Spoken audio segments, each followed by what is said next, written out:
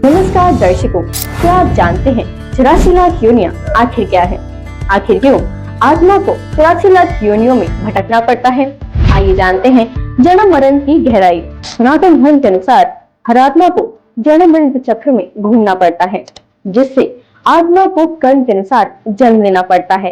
योनियों का विवरण: कीटक योनि यानी कीड़े मकोड़े 11 लाख, स्थावर योनि वनस्पति पेड़ पौधे 20 लाख, जलचर योनि यानी जल में रहने वाले जीव 9 लाख, पक्षी योनि 30 लाख।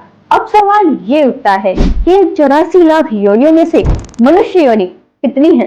इन 84 लाख योनियों में से लगभग 4 लाख योनि ही मनुष्य जैसे चेतन जीवों की मानी गई है, क्योंकि मनुष्य जीवन बहुत ही दुर्लभ और महत्वपूर्ण है, क्योंकि यही एकमात्र अवस्था है जिससे मोक्ष संभव है। मानव जन्म एक अवसर है जो बार बार नहीं मिलता।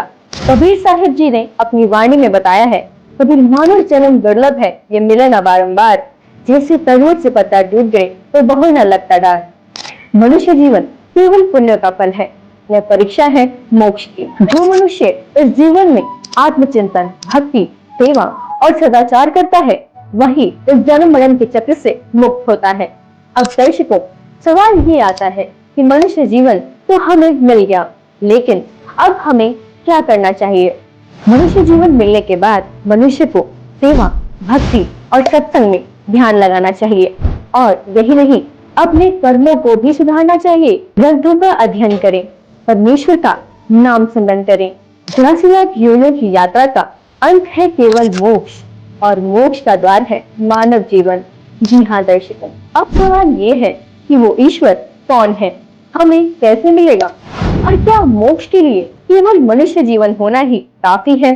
लेकिन दर्शकों, आपकी जानकारी के लिए बता दें, हमारे शास्त्रों में यह भी लिखा है कि भक्ति बिन मोक्ष नहीं। लेकिन श्रीमद् भगवद गीता अध्याय 16 श्लोक 23 में लिखा है कि जो व्यक्ति शास्त्र को त्याग कर मनमाना आचरण करता है, उसकी ना तो गति होती है और न मोक्ष होता है। अब हमारे समाज में इतने सारे धर्म गुरु हैं, हम ये निर्णय कैसे लें कि कौन गुरु तत्वदर्शी संत है? ये बहुत ही ज्यादा उलझा हुआ सवाल है। लेकिन दर्शकों, आपकी जानकारी के लिए बता दें, ये सवाल का जवाब भी हमारे शास्त्रों में ही लिखा है। श्रीमद् भगवद गीता में प्रमाण है कि जो संत उल्टे लटके हुए वृक्ष को जड़ से लेकर टहनी तक भाग सहित बता दे, वही एकमात्र तत्वदर्शी संत है।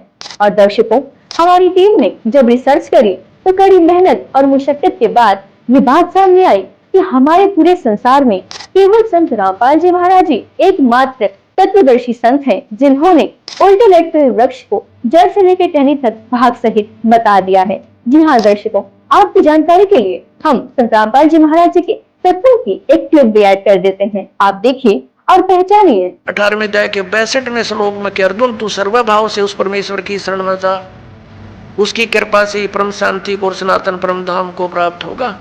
मेरे साधना से तुझे वो गति नहीं हो सकती जिससे परम शांति और सनातन परम धाम यानी सतलोक प्राप्त हो जाए। उसके लिए इसने कंसेप्ट क्लियर कर दिया है कि मैं नहीं जानता, उसके लिए तत्वदर्शी संतों को खोजो। चौथे अध्याय के 34